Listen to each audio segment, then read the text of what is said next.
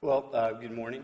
Thanks for coming down this morning. I don't have a long statement to read. I just wanted to let everyone know I had committed to announcing what my intention would be in terms of re-election by the middle of this month.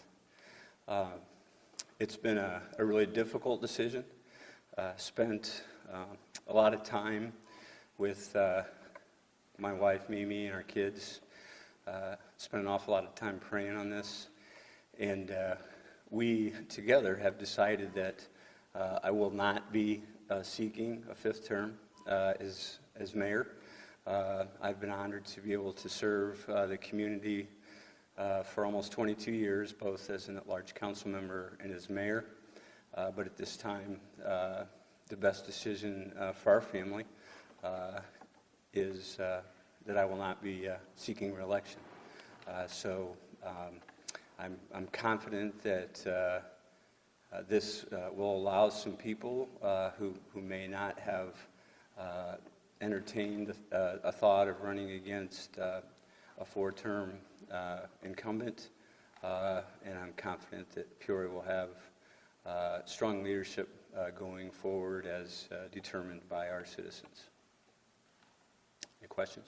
Yeah, you said that you didn't want to, that this was the right time to step back and those on my board. So what are some of the reasons that you felt that this was not a good time right now for you to run? I mean, you've been doing this now for 22 years, sort of a habit. Well, Andy, I don't know. I try to think about it. I don't know if there ever really is a good time. I think it's just a matter of timing. For me, it's always been the first decision, and the strongest part of the decision on this is support from my family, and that's always been my number one priority. And I think everyone also knows that I put a strong reliance on my faith. And I've had a lot of those private conversations with God as well. And so this, to me, it's the time. Frankly, this was, city manager and I have talked about this a number of times since March. This was, out of all the years, this was supposed to be that year that was really going to be a good one for us. We came into this year with a balanced budget. We were putting close to $2 million in reserves. Civic Center was doing a great job. All the hotels were fantastic. Unemployment was below 4%. I mean, it was just going to be a fantastic year. Nobody had any idea about COVID and the impacts that would have on us. But that's. There's always tough times, especially at the municipal level when the feds especially, but also the state kind of leave us out hanging on the ledge with no financial support. I don't see the days getting any easier going ahead. Would you say that all the issues compounded into this 1 year influenced your decision not to seek re-election? No, I wouldn't.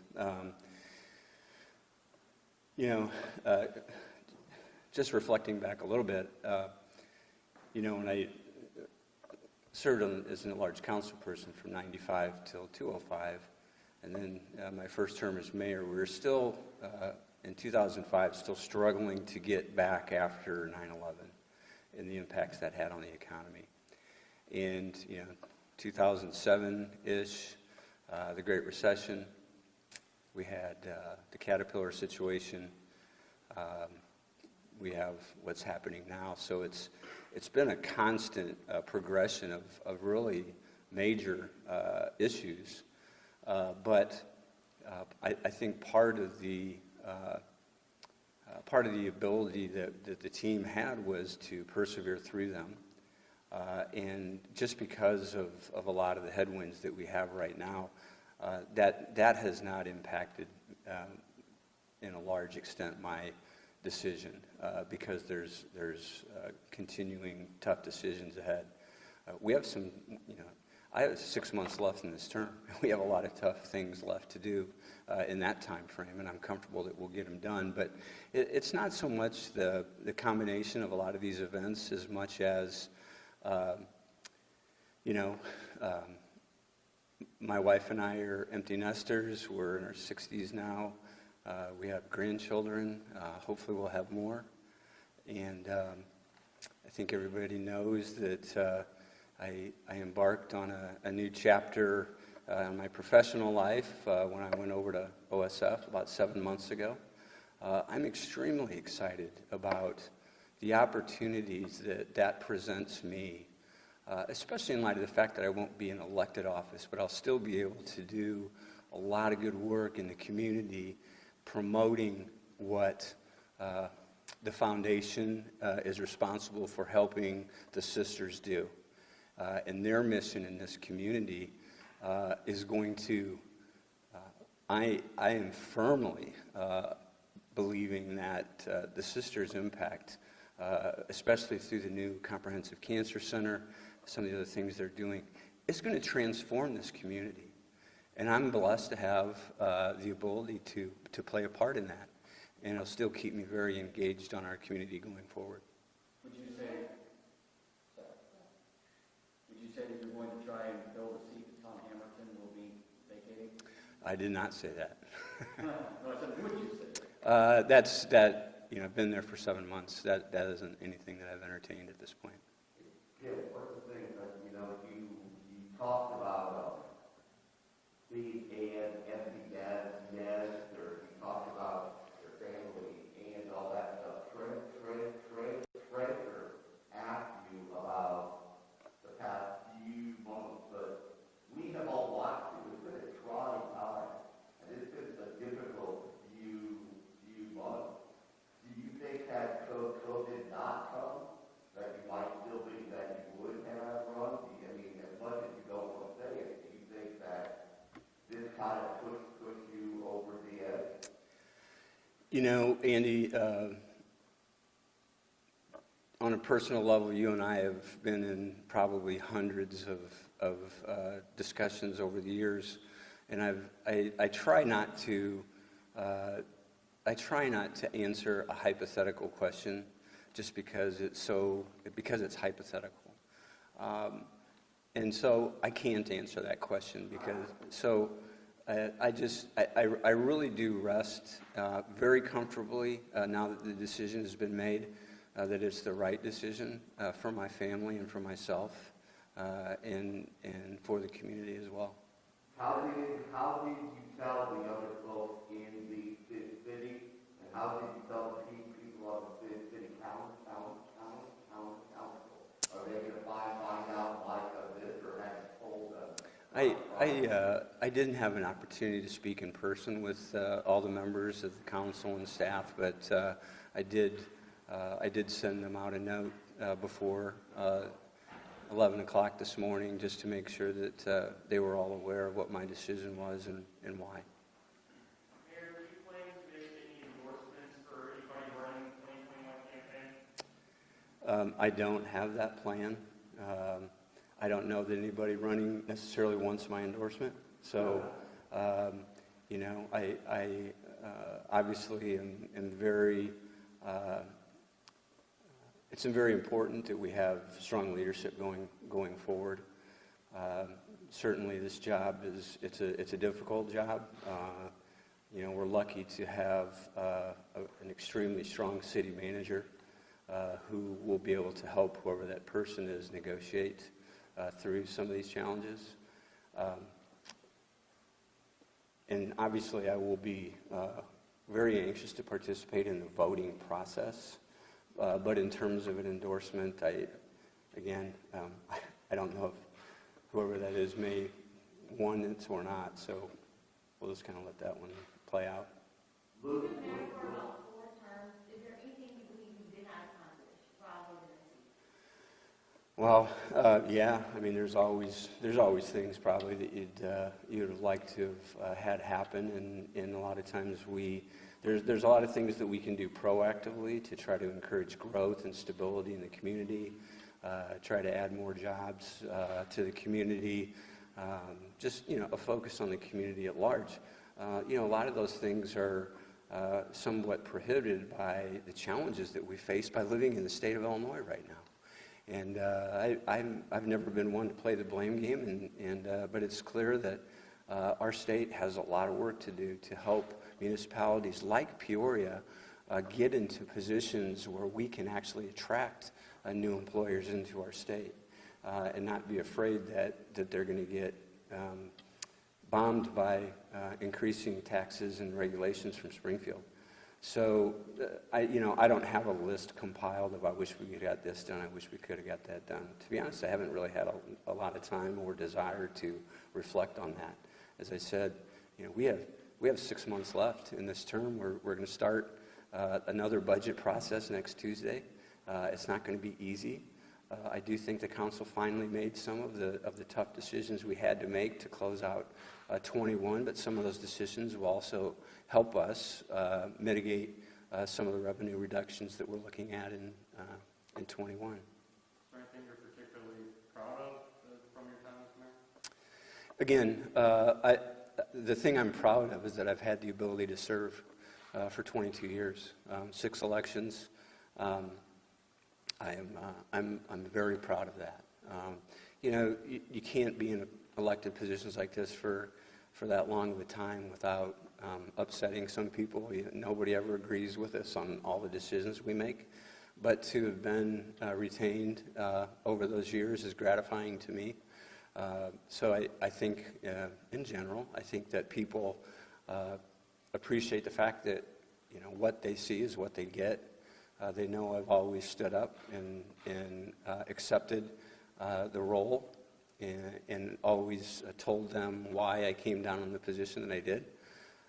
And a lot of the positions that we have to take up here, keep in mind, there's things that if I was voting for Jim Ardis citizen, I might have voted and probably would have voted on some things differently than I do representing all the citizens of our city. And that's what we're elected to do. In 2019, Peoria ranked number 7 on the annual list of the worst cities for Black Americans to live in. The next year, ranked number 5. So I want to know, can you tell me what specifically have you and City Council been doing in that time to make sure that we rise up on the ranks for that list? The list is coming out next month.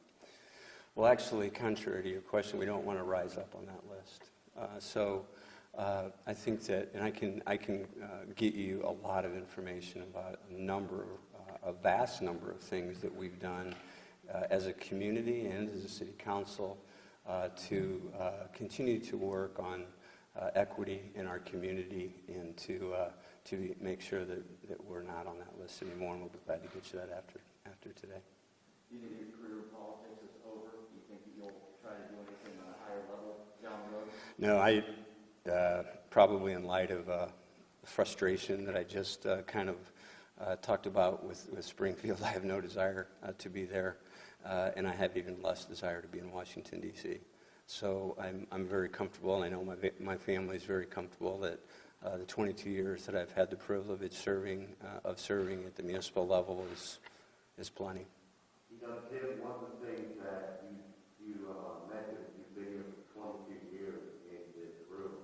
And while this is a very, very old room, it's changed a lot. How has serving on the city council changed from when you first started, when we had meetings that would go almost all night long each week, to now where if it stops at 10, that is a long meeting? How has it changed, and how much of that is due to time and whatever? Yeah, it's a pretty large question, and I think things have changed in a lot of ways, Andy. As you mentioned, and a lot of people don't remember because they weren't here, but 22 years ago, not only did we have meetings that typically went at least until 10:30 or 11 o'clock, when we went into an executive session almost every night after that, and it was very seldom that we were out of here on a weekly basis before midnight. I think the other thing that at least I remember, because it was my early years on the council, is the concern I had that our meetings at that time, it was almost considered, I want to be careful how I say it, but it was almost considered like, the weekly city council show. Let's go get a bag of popcorn and a six-pack and watch the city council meeting, just because of the sometimes raucous displays amongst the council members. And really, and I specifically said when I first ran for mayor that was one of the first things that I really wanted to work on change.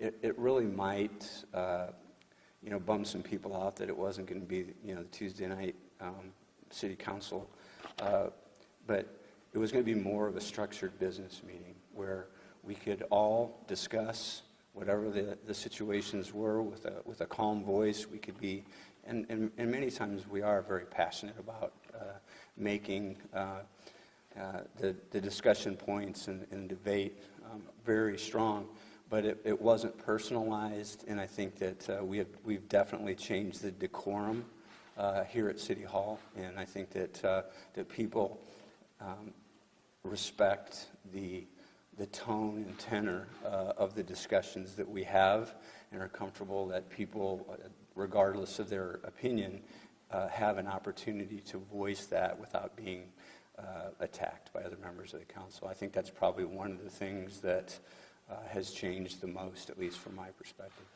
We have time for a couple more questions for the mayor. Looking forward for this, we have a crowded field, at least so far. It might get bigger. Some of them are newcomers, others aren't. What type of words of advice would you have for anybody who's running? Flee now, or it takes a special person to put their name on a ballot amongst others in their community to have an opportunity to serve. And I respect everyone that has done that, regardless of what their level of experience is, what their platform is. It takes a lot of guts to do that. A lot of people have opinions. Some like to give those opinions anonymously, without ownership. Others gladly give them, but don't want to put themselves necessarily in the position of the people that are making the decisions that they're being critical of. So I really don't know that I'm a person to give advice on somebody that's seeking this seat. Anybody that's seeking this seat has had to have given it a tremendous amount of thought. And regardless of their level of experience in business or in politics or just in life, anybody that's going to put their name on the ballot to do that has done the self-inspection enough to believe that they can do that job.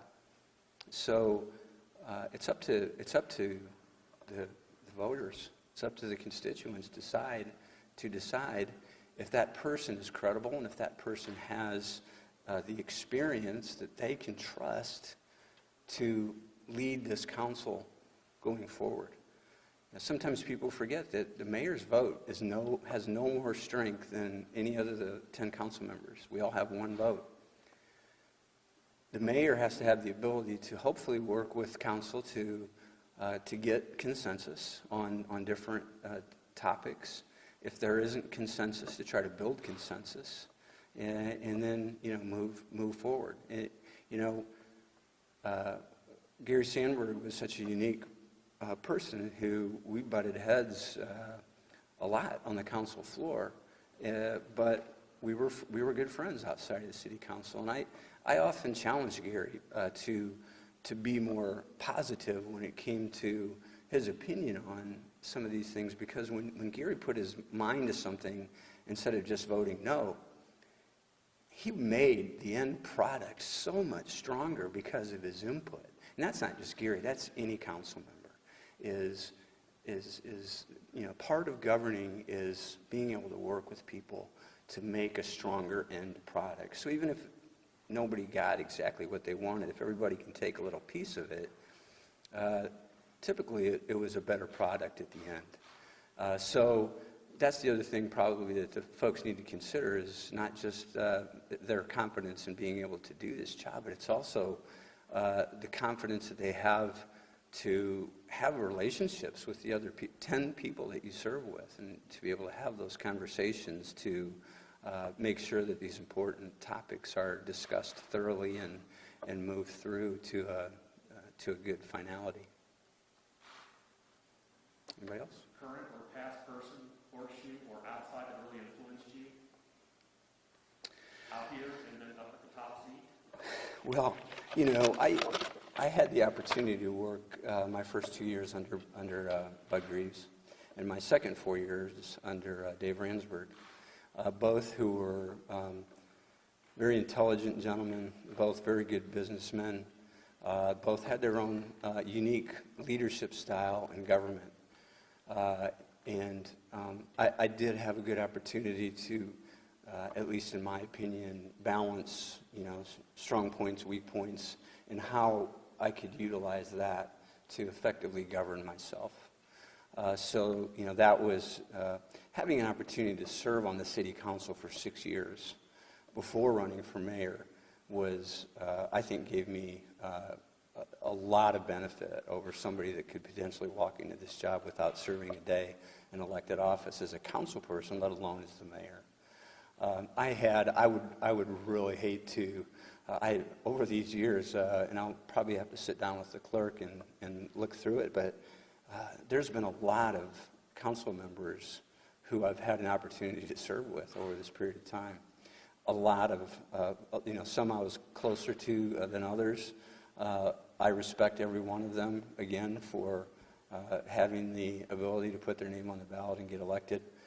Whether we agreed on issues or not, I still have the utmost respect for everybody that's ever sat around this circle. So I definitely had people that influenced me greatly, just in terms of advice, how they looked at different issues.